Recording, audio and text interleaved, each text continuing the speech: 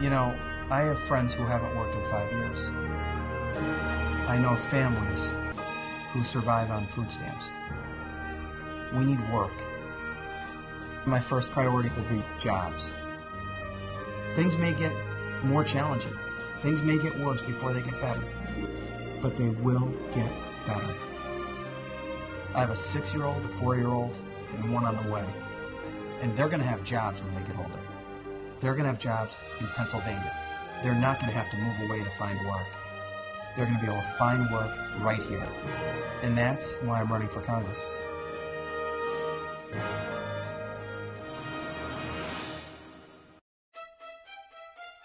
I'm a local guy. I was born and raised in Dunmore, Pennsylvania, a town of 17,000 people. He has not changed. He did not forget his roots, which is very important. That means a lot. I mean, to everybody, especially in Dunmore. Dunmore's very proud of him. Growing up in Dunmore, Pennsylvania was fantastic. My mom was a school teacher. My dad was a banker. A woman came up to me and said, "You know, your father 30 years ago gave me my first home loan. Several other banks have turned us down." And she remembers sitting across from my dad in his office, and my father said, "Are you going to pay us back?" She said, "Yes." "Are you going to pay us every month?" "Yes." He said, "Okay, you have your home loan." When I was 18, we used to always hang out at the Dunmore Corners. And there'd be 100, 150 kids there hanging out at the Dunmore Corners, and inevitably somebody would put their shoe up on the side of a building, or they'd throw some rocks, or they'd leave some garbage. And business owners started to get upset at that. And they adopted a loitering ordinance, which barred us from congregating in groups of more than 20 people. I went to Borough Council, and I said, "Hey, there's got to be some solution." I first met Corey in 1990 when he walked through my front door. He came into my house with papers in hand to discuss the prospect of building a Dunmore Community Center. Back at this time in the early 90s and the late 80s, there were youth centers and there were senior centers, but there weren't community centers that brought both together. Corey came into the mayor's office and had this dream about a community center. Here's this 18-year-old kid going to Washington, pushing for this community center for all of us. Everyone kind of agreed, oh, that'd be a great idea, but never thought it'd come to fruition. And when it finally happened 10 years later, it was unbelievable. I mean, he was 18 years old. I thought he'd be selling Boy Scout cookies. A few years ago, I'm working at a big law firm, and I come home and I say, "Honey, I'm going for this new job where I'm going to make a quarter of the money. I'm going to spend most of my time knocking on doors. What do you think?" So I ran for county commissioner. So here's this guy. He has no institutional support. No longtime Democratic politicians endorsed him. Put together his own campaign team, door to door, met any groups that would hear him speak, put forth his message, and won all 163 plus voting districts, which had never been done before in the 100 plus years of Lackawanna County.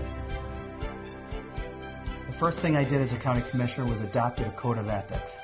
I like a good cup of coffee just like anybody else, but that code of ethics said that I couldn't even take a cup of coffee from somebody doing business with the county. In Congress, you're not talking about cups of coffee anymore. You're talking about hundreds of millions of dollars, which are to come back here to our region.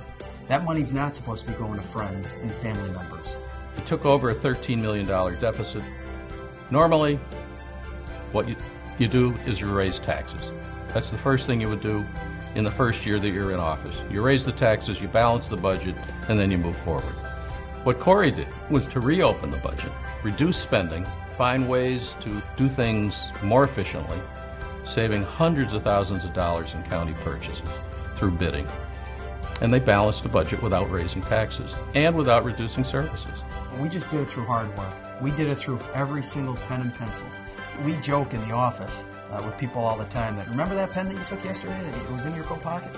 You know, that you put in that kitchen drawer? Do me a favor, bring it back tomorrow because you're going to need to write with that tomorrow. The whole idea behind the Boundless Playground was to break down the barriers, bringing children together, able-bodied kids and special needs kids, those parents who care for special needs children, and those parents who never had a special needs child.